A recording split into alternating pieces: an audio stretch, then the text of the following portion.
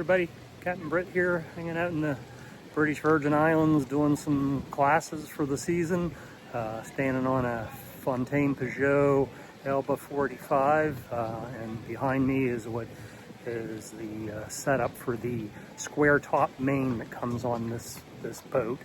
And I've had a couple of issues with these, not actually on this boat. This boat seems to work pretty well, but I had a Leopard that I had a problem with. I know other people that have had problems as well with the soft shackle going into the piece of hardware that has a groove in it that shackle drops down into. So I made a video for you to show you what happens and how to avoid it. When I had the incident with mine, I had to sail the whole way up. End of the day, we just started to try to take the sail down, and it wouldn't budge. It wouldn't come back down.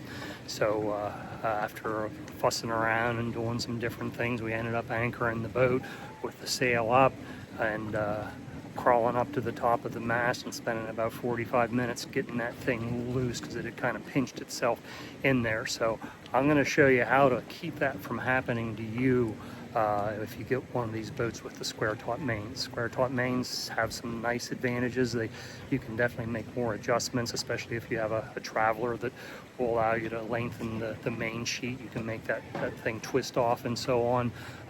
But they do make life a little more difficult sometimes too. They're a little harder to put up and down, and the problem of them getting stuck is I'm not the only person that's happened to, so that I know it's going on. So honestly, if it was me and my boat, I would prefer not to have a square top main unless it was a performance vessel that I was interested in racing or something like that, in which case I would love to have one.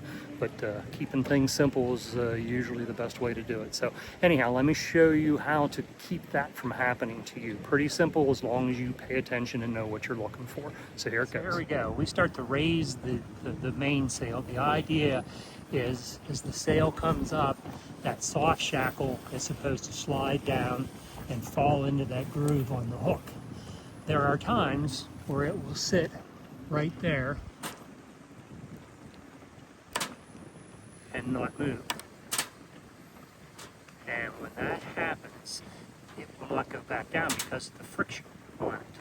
So what we need to do is, as we raise that sail, we need to keep an eye on that whole system and make sure that soft shackle, that line, falls into the groove, like just what happened right there. I would assume you got to see that. You can see the other part of the line then starts to even out, and we can take it the rest of the way up and shouldn't need to worry about anything.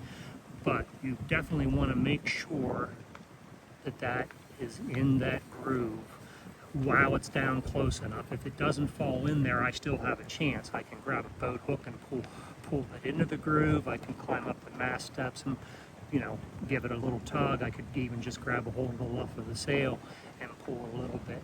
Key is make sure that thing falls into the groove. If it doesn't and you get it up too high, you're going to have a real mess on your hands with the sail that's stuck up and won't come back down. You can try to raise it a little more and hope that it falls in. Of course, every time you raise it a little more, then, you know, you're just making your problem worse if it doesn't fall in. So key is make sure that thing falls into place before it gets too far away that you can't take care of it. So hope that helps you guys out. I'm going to do another little video on the reefing system here. This is a Fontaine Peugeot Elba 45. Had the same system. In fact, the one that hung up on me was on a Leopard, but basically the same setup. So just keep an eye on that thing, make sure it falls into the groove, and your end of the day sailing will be much more pleasant. So hope that helps. Talk to you soon. Captain Britt out.